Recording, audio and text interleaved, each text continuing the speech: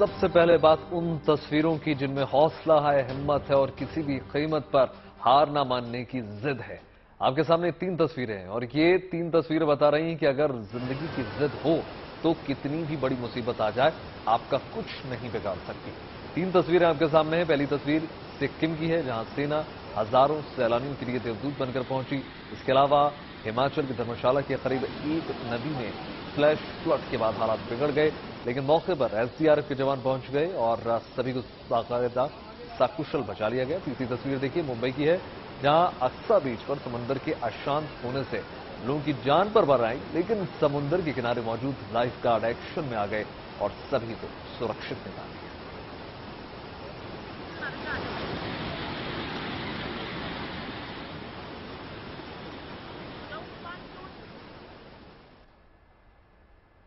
चलिए अब आपको विस्तार से समझाने की कोशिश करते हैं कि नॉर्थ सिक्किम में आखिर हुआ क्या। दरअसल यहां पर भारी बारिश का दौर जारी है। ऐसे में ये मौसम वहां पहुंचे सैलानियों के लिए मुसीबत का सबब बन गया है। देखिए, भारी बारिश की वजह से कई जगह में जो जमीन है वो खिसक गई और ऐसे में आलम ये रहा कि छोटे छोटे पुल भी दरिया की भेंट चढ़ गए। तस्वीरें आप देख सकते हैं आपके टीवी स्क्रीन पर। 6 तस्वीरें हम आपको दिखा रहे हैं। इसकी वजह से नॉर्थ सिक्किम के अलग अलग इलाकों में करीब 3500 पर्यटक फंस गए। देखिए, मौसम जो है कुछ ऐसा है कि आजकल पर्यटक घूमने के लिए पहुंच रहे हैं, लेकिन भारी बारिश के चलते यही मुसीबत का सबब बन गया, जो तस्वीरों से आप साफ देख सकते हैं। इसमें बच्चे और बुजुर्ग भी शामिल थे। 3500 पर्यटक फंस गए भारी बारिश के चलते। ऐसे में सेना की त्रिशक्ति वाहिनी ने लोगों को वहां से सुरक्षित निकालने का बीड़ा उठाया, जिसके लिए इन जवानों ने उफनती लहरों पर कच्चे पुल बनाए। फिर धीरे धीरे लोगों को वहां से निकालने का काम शुरू किया गया, रेस्क्यू ऑपरेशन शुरू किया गया। कुछ जवान वहां पर फंसे हुए लोगों को लेकर आगे बढ़ते हुए नजर आए, जबकि दूसरे छोर पर एम्बुलेंस को तैयार रखा गया, जहां डॉक्टरों की टीम घायलों के इलाज के लिए मुस्तैद नजर आई। वहां बीते कुछ रातों से ये रेस्क्यू ऑपरेशन चल रहा है। इस दौरान जवानों ने इन सैलानियों को खाना भी खिलाया। सुरक्षित निकाले गए लोगों के लिए सेना ने कैंप लगाए। सेना और बीआरओ की सूझबूझ से अलग अलग जगहों से करीब 3500 सैलानियों को मुश्किल हालात वाले इलाकों से निकाल दिया गया। सकुशल सुरक्षित लौटे इन सैलानियों ने हाथ जोड़कर जवानों को धन्यवाद दिया।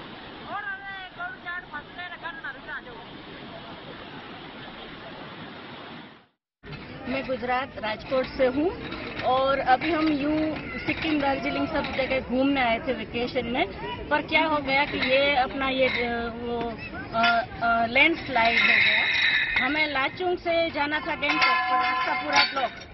तो अभी मैं क्या बोलूँ, ये सब लोगों की सर्विस, ये सब डॉक्टर्स की सर्विस, मेरे पास वर्ड्स नहीं। इन लोगों ने जो हमारी सेवा की है, जो हमें वहाँ से पार करवाया, हमारा लगेज, हमारा खाना पीना, हमारी सेफ्टी, मतलब मेरे पास कोई वर्ड्स नहीं है। इन लोगों को मैं शुक्रिया कैसे अदा करूँ मुझे कुछ पता नहीं है। भगवान हमें शक्ति दे कि हम सब साथ मिलके इन सबको मतलब एक दूसरे के लिए कुछ कर सके। कल रात को यहाँ पे थोड़ा सा फ्लड आ गया था, जिसकी वजह से थोड़ा सा लैंडस्लाइड हो गया, बट बॉर्डर रोड की वजह से आज हम लोगों को रेस्क्यू करके सेफली दूसरी साइड पहुंचाया गया है। Thank you so much border road. Thank you. और इसी क्रम में चलिए अब आपको दिखाते हैं कि धर्मशाला के पास एक नदी में अचानक बाढ़ आ गई तो क्या हुआ और कैसे मुंबई में समुद्र की खौफनाक लहरों ने लोगों की जिंदगी मुश्किल में डाल दी। अच्छी बात यह रही कि इन दोनों जगहों पर जिंदगी बचाने का मिशन सफल साबित हुआ।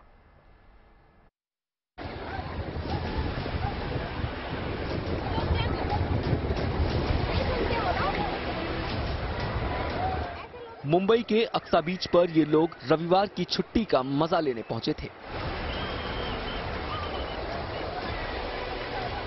लेकिन शाम 4 बजे से 7 बजे के बीच समंदर अचानक अशांत हो गया, जिससे यहां मौज मस्ती करने पहुंचे लोग मुसीबत में फंस गए।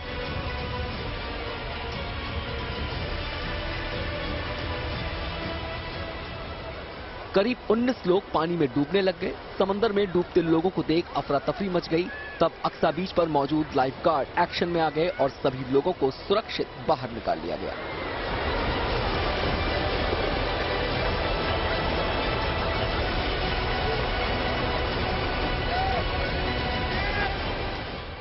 पानी की लहरों के बीच चट्टानों पर खड़े ये लोग यहाँ आए तो थे मौज मस्ती करने, लेकिन अचानक पानी की लहरों के बीच फंस गए।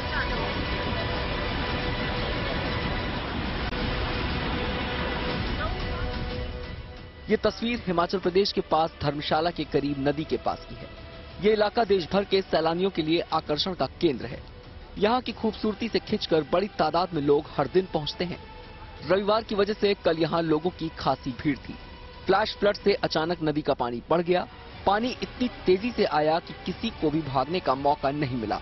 जान बचाते हुए सैलानी किसी तरह ऊंची चट्टानों पर पहुंच गए। किसी तरह खबर एसडीआरएफ को मिली और तब जाकर रस्सियों के सहारे इन लोगों की जान बचाई गई। नदी और समंदर लोगों को लुभाते हैं, लेकिन बरसात के मौसम में सावधान रहें। जरा सी लापरवाही जान पर भारी पड़ सकती है। गुड न्यूज टुडे के लिए मुंबई से एजाज खान और धर्मशाला से अशोक रैना।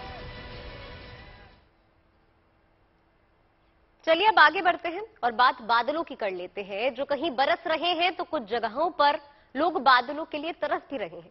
दरअसल मौसम इन दिनों अलग अलग खेल दिखा रहा है, अलग अलग रंग दिखा रहा है। बिपरजॉय चक्रवात की वजह से गुजरात, राजस्थान में जमकर बारिश हुई। राजस्थान के कई इलाकों में तो अब भी मूसलाधार बारिश हो रही है। हालांकि बिपरजॉय चक्रवात की तीव्रता में अब कमी जरूर आ रही है। बेहद गंभीर चक्रवात से अब चक्रवात सिर्फ दबाव के रूप में रह गया है और अब ये दक्षिण राजस्थान के मध्य में मौजूद है। इसकी वजह से गुजरात, राजस्थान और मध्य प्रदेश के कुछ हिस्सों में बारिश भी हो रही है। वहीं असम इन दिनों भीषण बाढ़ की चपेट में है। ब्रह्मपुत्र समेत कई नदियां खतरे के निशान से ऊपर बह रही हैं। पिछले कुछ दिनों से पूरे असम में लगातार बारिश हो रही है। असम के 13 जिलों में 38,000 से भी ज्यादा लोग सैलाब से प्रभावित हुए हैं। उसका असर लोगों पर पड़ा है।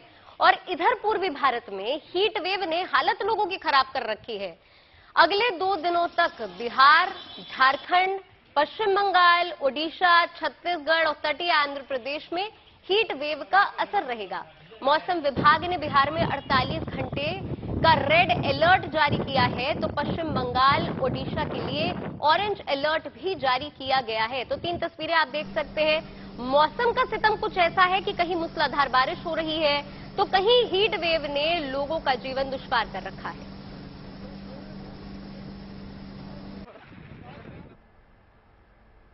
देखिए, मई में मौसम दिल्ली पर मेहरबान रहा और अब जून में भी मौसम की मेहरबानी बनी हुई है। चिलचिलाती गर्मी के बीच दिल्ली में आज मौसम फिर से सुहाना हो गया। दिल्ली एनसीआर में सुबह से ही बादलों का डेरा देखने को मिला और सुबह दिल्ली वालों का स्वागत हल्की बारिश के साथ हुआ। सुबह सुबह हुई बारिश से मौसम खुशनुमा हो गया। बारिश की वजह से तापमान में गिरावट दर्ज की गई और लोगों को भीषण गर्मी से राहत जरूर मिली। मौसम विभाग की अगर माने तो आने वाले 3-4 दिनों तक ये कमोबेश राष्ट्रीय राजधानी दिल्ली में मौसम कुछ यूं ही बना रहेगा और आप सभी को इसी प्रकार गर्मी से राहत मिलती रहेगी।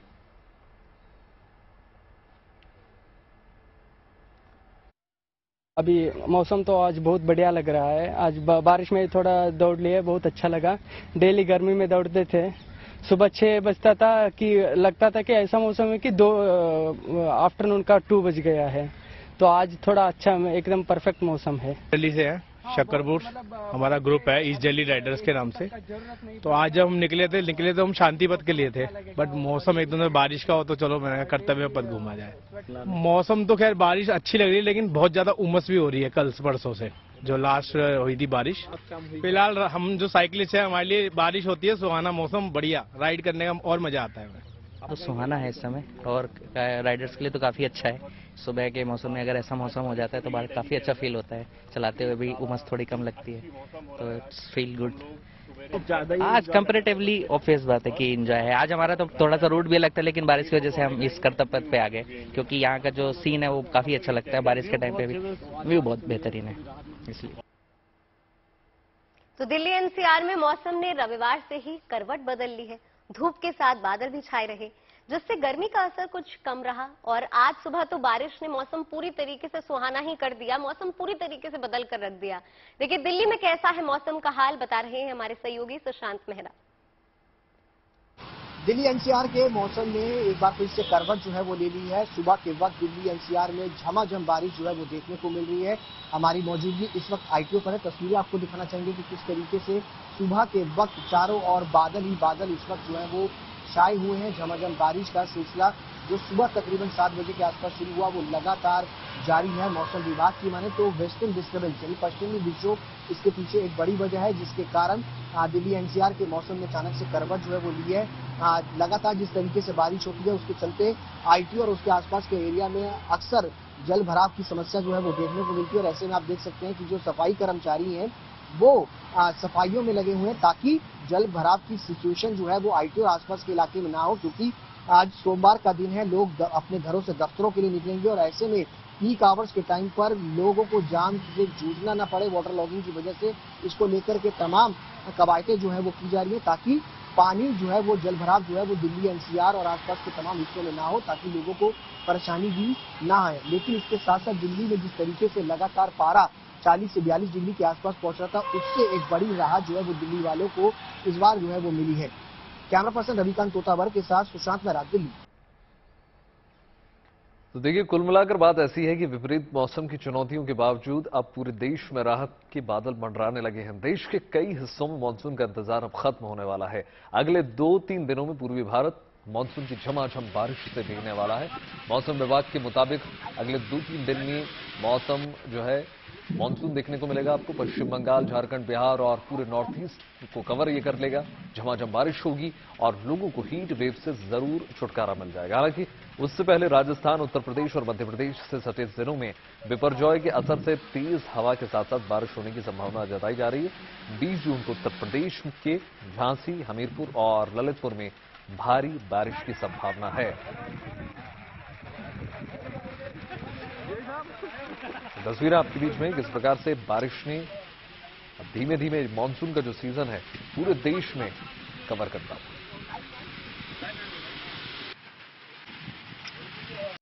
हम ये उम्मीद करें कि जो मानसून कंडीशंस अभी फेवरेबल है आने वाले 2-3 दिनों में। जो साउथ पेनिनसुला मीन ये वाला रीजन जहां पे काफी हद तक कवर भी हो चुका है, आंध्र प्रदेश, रायलसीमा, तेलंगाना इस हिस्से में थोड़ा सा आ सकता है। सिमिलरली ईस्ट इंडिया में भी ये वाला वेस्ट बंगाल, झारखंड और बिहार के रीजन जो है आने वाले 2 दिनों में मानसून आगे एडवांस हो सकता है। इसके साथ ही जहां पे नॉर्थ ईस्ट इंडिया में काफी दिनों से एक्सट्रीमली हैवी रेनफॉल या very heavy rainfall activity mean 20 centimetre तक रेनफॉल हो रही है काफी दिनों से, और ये हम उम्मीद करें कि आने वाले 4 दिनों में ऐसा ही सिनेरियो रहेगा। पूरा असम, मेघालय, अरुणाचल प्रदेश, नागालैंड, मणिपुर, मिजोरम, त्रिपुरा और साथ में दैट इज सब हिमालयन वेस्ट बंगाल, सिक्किम से सिनेरियो कंटिन्यू रहेगा। उसके बाद थोड़ा इसमें रेनफॉल में रिडक्शन आ सकता है। इस समय ये पूरे रीजन में हीट वेव कंडीशंस प्रिवेल कर रही हैं, starting from Bihar, Jharkhand, west Bengal, Orissa, Chhattisgarh, even coastal Andhra Pradesh में हीट वेव प्रिवेल कर रही हैं। ये आने वाले 2-3 दिन कंटिन्यू रहेंगे। इसके लिए हमने बिहार में अभी नेक्स्ट 48 आवर्स के लिए रेड अलर्ट दे रखा है। उसका रीजन क्या है, कंटिन्यूज वहां सीवियर हीट वेव प्रिवेल्स कर रही है। इसके अलावा वेस्ट बंगाल, उड़ीसा के लिए हमारा ऑरेंज अलर्ट है, ये कंटिन्यू रहेगा। इस यूपी के लिए येलो अलर्ट है, जहां भी 2-3 दिन कंटिन्यू रहेगा। उसके बाद रेनफॉल एक्टिविटी की उम्मीद है और ये अवेट हो जाएगी। देखिए, उत्तर भारत में मानसून का इंतजार हो रहा है। 2 दक्षिण के राज्य मानसून के फुहारों में अभी तक भीग चुके हैं। आपको 2 तस्वीरें अब दिखाने जा रहे हैं। पहली तस्वीर चेन्नई की है, जहां जमकर बारिश हो रही है। बादलों की मेहरबानी से यहां पर मौसम खुशनुमा बना हुआ है। मानसून इस वक्त पूरे तमिलनाडु पर मेहरबान नजर आ रहा है। वहीं तस्वीरें कोच्चि की भी हैं, जो बीते 8 जून से ही मानसून की फुहारों में भीग रही है। देखिए, जाहिर है कि मानसून ने फिर से रफ्तार जरूर पकड़ ली है और ऐसे में उम्मीद जताई जा रही है कि ऐसी बारिश जल्द ही उत्तर भारत के शहरों को भी भिगोएगी।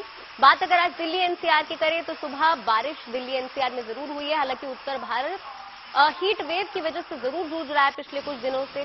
अब ऐसे में यही उम्मीद जताई जा रही है कि आने वाले दिनों में उत्तर भारत में भी मौसम खुशनुमा जरूर होने वाला है। कथावाचक जय किशोरी को तो आप सभी जानते होंगे, उनकी कथा सुनाने का अंदाज ही निराला है।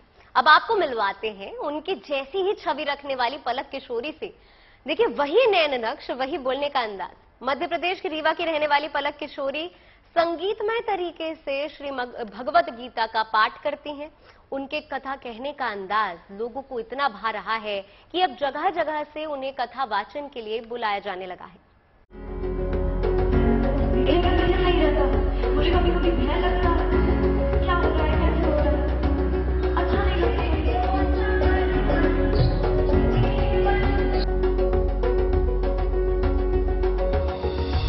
गले में फूलों की माला, मुखमंडल पर हल्की मुस्कान और शांति का ठहराव। कंठ में मां सरस्वती की कृपा, बोली में भक्ति भाव। जया किशोरी जैसी दिखने वाली ये है मध्य प्रदेश के रीवा की पलक किशोरी। 17 साल की पलक अपनी सुरीली अंदाज में लोगों को प्रभु की कथा सुनाती हैं।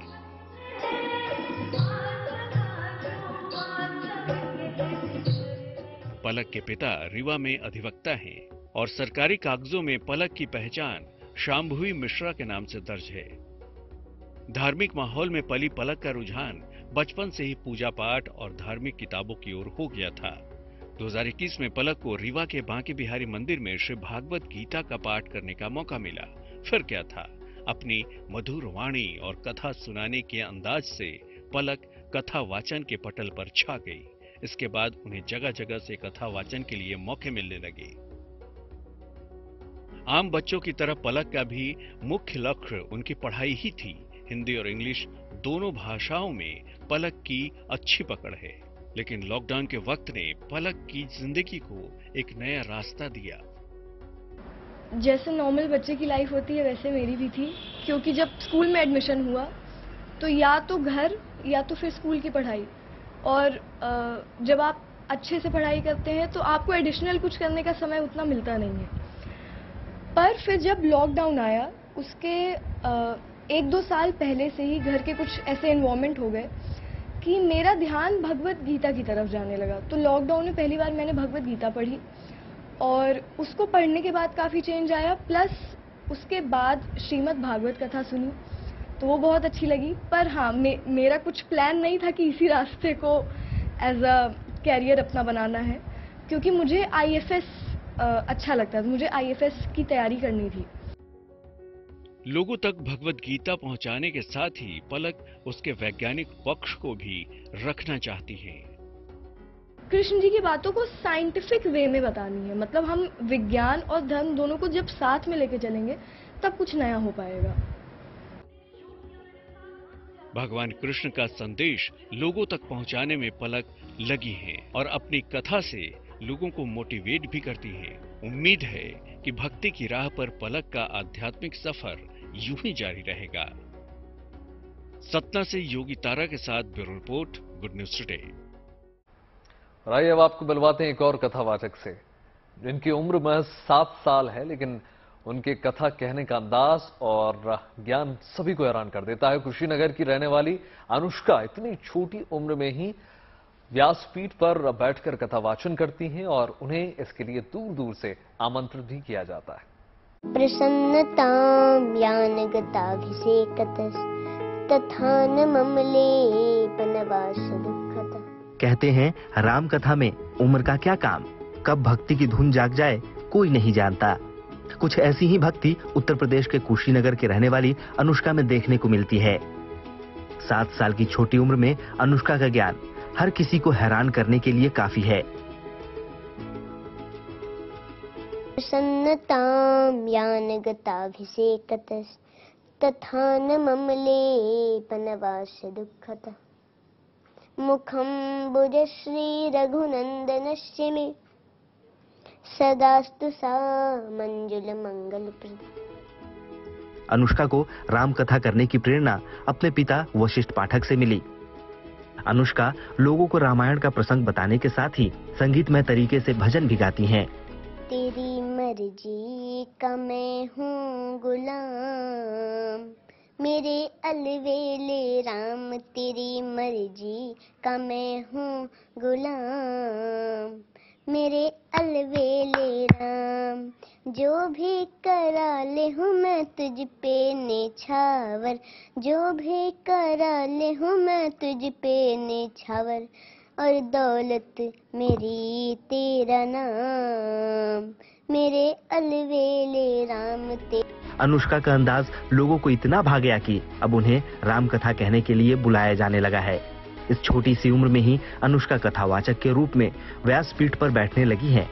Santosh Kumar Singh, Kushinagar, good news today. Pakistani singer Ali Seth और शाय गिल का गाया हुआ गाना पसूरी रिलीज के 1 साल बाद भी हर किसी की जुबान पर अब भी वैसे के वैसे बरकरार है। लेकिन इस गाने का भोजपुरी वर्जन गाकर बिहार का एक लाल रातों रात स्टार बन गया है। सोशल मीडिया पर उसके गाए गाने को 1.5 करोड़ से ज्यादा व्यूज अब तक मिल चुके हैं। 12वीं के छात्र शिवम संगीत की दुनिया में ही अपना भविष्य बनाना चाहते हैं। देखिए हमारी ये खास रिपोर्ट। देखनी हम जब से तोहके प्यार में भैनी पागल हो, का कही गोरी हम तोहके अखियां कैलस घायल हो, लागा ताहन के तू सैंडल से मारबू गलिया करबू लाल। बिहार की राजधानी पटना और पटना के गंगा तट पर बने मरीन ड्राइव का नजारा और यहाँ रोज शाम को लगती संगीत की महफिल उस वक्त चर्चा में आ गई जब बिहार के बेटे ने पसूरी गाने का भोजपुरी वर्जन गाकर सबका दिल जीत लिया। यही नहीं, उनके गाने का वीडियो सोशल मीडिया पर भी सुर्खियों में आ गया है। देखनी हम जब से तोहके प्यार में भैनी पागल हो, का कही गोरी हम तोहके अखियां कैलस घायल हो, देखी ले तोहके छतवा के ऊपर से डर लागे तोहरा के भैया के देखी के। महज 1 महीने में शिवम के गाने के वीडियो को 1.5 करोड़ से ज्यादा लोग देख चुके हैं। ये नया नया मैरिन ड्राइव बना था तो सोचे जाके एक्साइटमेंट था कि घूम के आए तो यहाँ देखे अच्छा से सेटअप किया हुआ था भैया, तो मुझे भी इंटरेस्ट था गाना में। अब जिसको जो चीज़ मिल रहा है तो फिर वहाँ से कहाँ ही जाना, तो हमने भी एक दिन ट्राई किया था, कुछ दिन गाने लगे, फिर एक दिन रात में ये पसूरी जो भोजपुरी है वो मैंने गाया था, तो लोगों को काफी ज्यादा पसंद आने लगे। यही नहीं, पसूरी गाने के सिंगर ने भी शिवम के गाने की सोशल मीडिया पर तारीफ की है, जिससे शिवम के सपनों को बल मिला है और वो आगे भी अपने सिंगिंग के सफर को जारी रखना चाहते हैं। पटना से अनिकेत कुमार के साथ bureau report, good news today. तो मजेदार है पसूरी का भोजपुरी अंदाज। देखिए अब बात अमेरिका में हिंदुस्तान की जयकारी की कर लेते हैं। प्रधानमंत्री नरेंद्र मोदी इस बार योग दिवस अमेरिका में मनाने जा रहे हैं। वो 21 से 24 जून तक अमेरिकी दौरे पर रहेंगे। इस दौरान प्रधानमंत्री मोदी की अगुवाई में यूएन हेडक्वार्टर में योग दिवस का कार्यक्रम होगा। अमेरिका में रहने वाले भारतीयों को भी प्रधानमंत्री के दौरे को लेकर खासा उत्साह देखने को मिल रहा है। इस मौके पर देखिए वॉशिंगटन में भारतीय मूल के लोगों ने एकता रैली भी निकाली बाकायदा, और इस रैली में हिंदुस्तान का रंग देखते ही बन रहा था। प्रधानमंत्री मोदी अमेरिका पहुंचे और न्यूयॉर्क में 21 जून को संयुक्त राष्ट्र मुख्यालय में अंतर्राष्ट्रीय योग दिवस कार्यक्रम में वो शामिल होंगे पहुंचने के बाद, और इसके बाद वॉशिंगटन में उनका आधिकारिक दौरा शुरू हो जाएगा और 23 जून को प्रधानमंत्री मोदी जो है अमेरिकी कांग्रेस को संबोधित भी करेंगे। इस दौरान वे एक ऐसा रिकॉर्ड बनाने जा रहे हैं जिससे उनका नाम ब्रिटेन के पूर्व प्रधानमंत्री विंस्टन चर्चिल और दक्षिण अफ्रीका के पूर्व राष्ट्रपति नेल्सन मंडेला के साथ जुड़ जाएगा।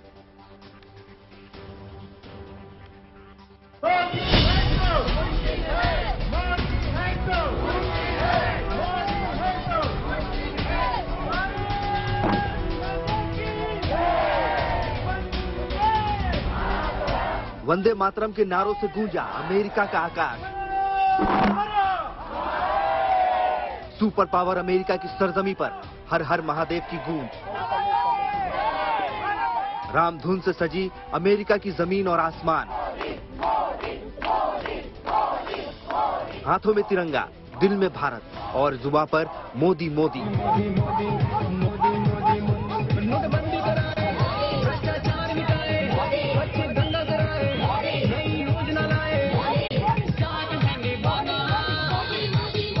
ये तस्वीरें अमेरिका के वॉशिंगटन की हैं।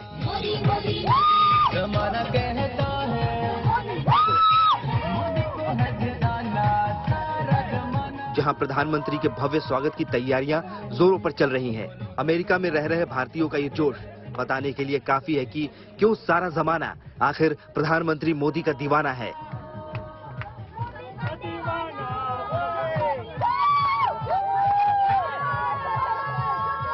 प्रधानमंत्री मोदी 21 से 24 जून तक अमेरिका की राजकीय यात्रा पर रहेंगे।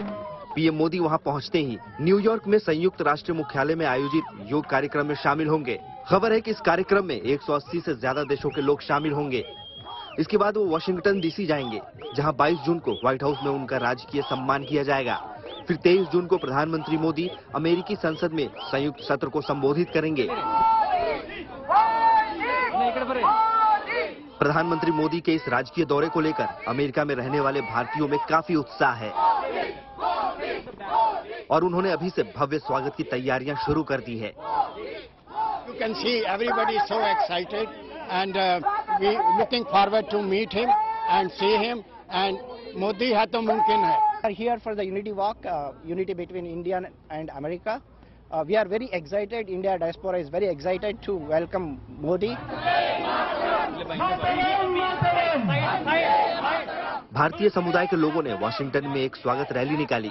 इस रैली में कुछ लोग हाथों में तिरंगा पकड़े सड़क पर आगे बढ़ते दिखे, तो कुछ भारतीयों के हाथों में जो बाइडेन और मोदी की तस्वीर दिखी। प्रधानमंत्री मोदी को चाहने वालों की इस रैली में बच्चों और युवाओं की भी अच्छी खासी तादाद दिखी। मैं यहीं पर ही रहता हूँ, मैं आज मोदी जी को सपोर्ट करने आया हूँ। आई एम वेरी हैप्पी कि मैं यहाँ पे आ पाया हूँ आज। अच्छा लगता है कि मेरे को देश से ऐसी कनेक्टिविटी फील होती है कि सब लोग यहाँ पर होते हैं और कम्युनिटी के साथ मैं एंगेज कर सकता हूँ। तो बहुत अच्छा लगता है जब ऐसे कोई इवेंट्स होते हैं, जब मोदी जी आते हैं, जब देश की प्रेजेंस यहाँ पे फील होती है, तो बहुत गर्व लगता है कि मेरा देश का मैं हिस्सा हूँ। मोदी है तो मुमकिन है, मोदी है तो मुमकिन है, मोदी है तो आलम यह है कि अलग अलग तरीकों से प्रधानमंत्री मोदी के इस अमेरिकी दौरे को खास बनाने की कोशिश की जा रही है। इसी तरह कुछ दिन पहले न्यू जर्सी के एक रेस्टोरेंट ने मोदी जी के नाम से एक थाली लॉन्च की थी। अमेरिका में मोदी मोदी की गूंज भारत और अमेरिका के रिश्तों की मजबूती को बयां करता है। Bureau report, good news today. अब आगे बढ़ते हैं और बात एंटरटेनमेंट की खबरों की कर लेते हैं। देखिए, सनी देओल के बेटे करण की शादी में दादाजी धर्मेंद्र अपनी खुशी ही नहीं रोक सके। उन्होंने इस दौरान जमकर डांस किया। दरअसल करण देओल की शादी मशहूर फिल्मकार बिमल रॉय की परपोती दृश्या आचार्य से हुई। इस मौके पर बॉलीवुड के नामी गिरामी सितारे भी वहां पर मौजूद रहे, उन्होंने शिरकत की। वैसे आपको बता दें कि धर्मेंद्र और बिमल रॉय के परिवार एक दूसरे के काफी करीब हैं और बहुत पहले से एक दूसरे को जानते हैं। इसीलिए बचपन से ही दृश्या और करण एक दूसरे को जानते थे। शादी के बाद आज मुंबई में दोनों का रिसेप्शन होना है। उससे पहले तस्वीरें आप देख सकते हैं कि शादी में बॉलीवुड की मशहूर हस्तियों ने शिरकत की और शादी में चार चांद लगाए।